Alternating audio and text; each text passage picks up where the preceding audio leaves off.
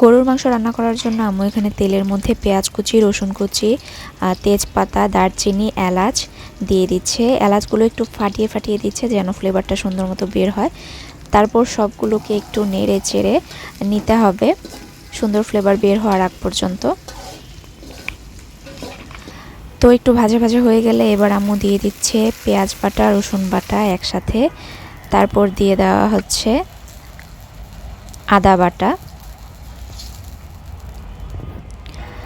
এবার দেওয়া হচ্ছে পরিমাণ মতো লবণ।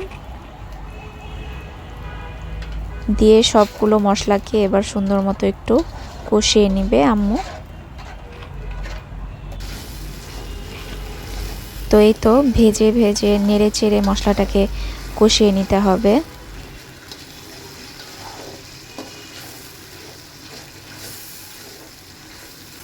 এবার সামান্য পানি দিয়ে মশলাটাকে আরেকটু কষিয়ে নিতে হবে।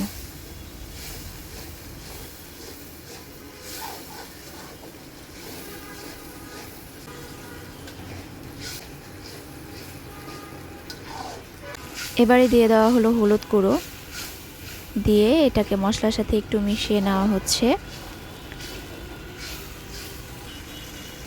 তারপর দিয়ে দেওয়া হচ্ছে মরিচের গুঁড়ো, দিয়ে এবার মশলাটাকে নেড়ে চেড়ে কষিয়ে নিতে হবে।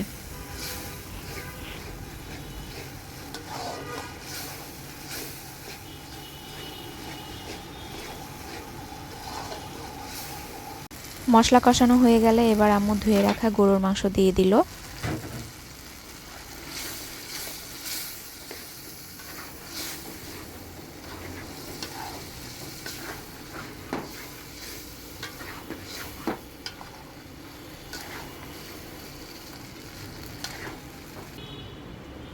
ঢাকনা দিয়ে ঢেকে দেওয়া হলো। ঢাকনা খুলে আরও একটু নেড়ে চেড়ে নিতে হবে। মাংস থেকেই পানি বের হবে, সেটা দিয়েই মোটামুটি মাংসটা কষানো হয়ে যাবে। আর এখন গরুর মাংস থেকে আস্তে আস্তে পানি বের হওয়া শুরু হয়েছে।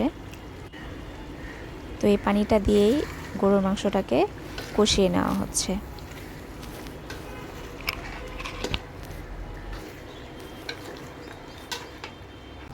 মাংস কষানো হয়ে গেলে এবার গরম পানি দিয়ে দেওয়া হচ্ছে ঝোলের জন্য আর মাংসটা ভালোভাবে সিদ্ধ হওয়ার জন্য।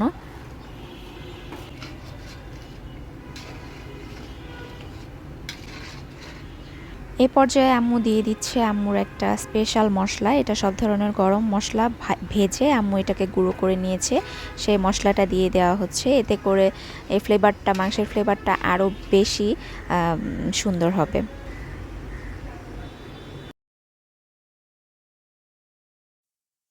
মাংসটা এখন জাল হয়ে যখন মাংসটা সিদ্ধ হয়ে যাবে, তেলটা উপরে ভেসে উঠবে আর ঝোলটা একটু কমে যাবে, তখনই হয়ে যাবে মজার গরুর মাংস। এই তো তৈরি হয়ে গেছে গরুর মাংস। আর কালারটাও খুব সুন্দর হয়েছে, খেতেও অনেক মজা হয়েছে। সবাই অনেক অনেক ভালো থাকবেন, সুস্থ থাকবেন। আল্লাহ হাফেজ।